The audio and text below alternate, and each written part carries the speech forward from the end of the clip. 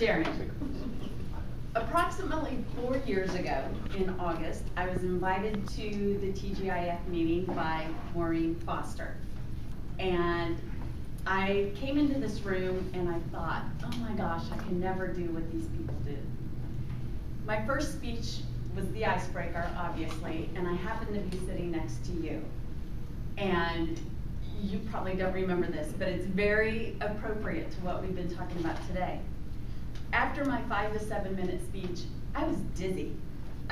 My knees were shaking, and I sat down, and the first word you said to me was, breathe. I swear that's what you said. And so then I started to breathe, and I did feel better within just a few seconds.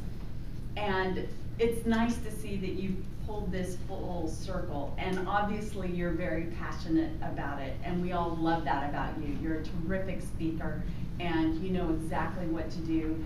I thought it was great that you got a little stuck today, because even the pros get stuck, and I hope it shows all of us how to breathe through it. It's easy to get flustered, it's easy to say, oh my gosh, and say a few other words. I know when I'm practicing, I say a few other words, but it's important to just breathe through it, and you gave us a perfect example of that. I think your presentation was really, really well done. What I would have liked to have seen, though, is a little introduction, and you told us that you weren't going to have much of an introduction because this is really for the internet, and what you hope to put out there as something that we can see online. And I get that, and I agree with you to a certain point. However, when you started, you just jumped into this anatomy and physiology class, and I was starting to have nightmares because I thought, oh my God, A&P all again.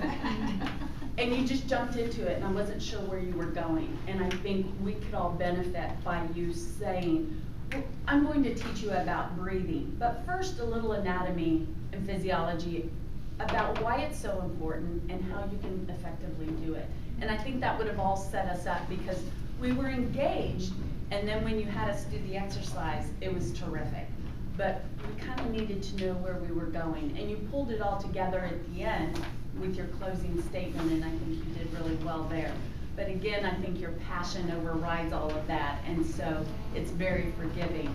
But you are engaging, you are very relatable, and let us know what we're headed for. Tell us why it's important to breathe. Teach us how to breathe, and tell us that's what you're going to do for us today. I think if you have that single statement of purpose, that's going to set us up and set you up for success. But great job. Thank you.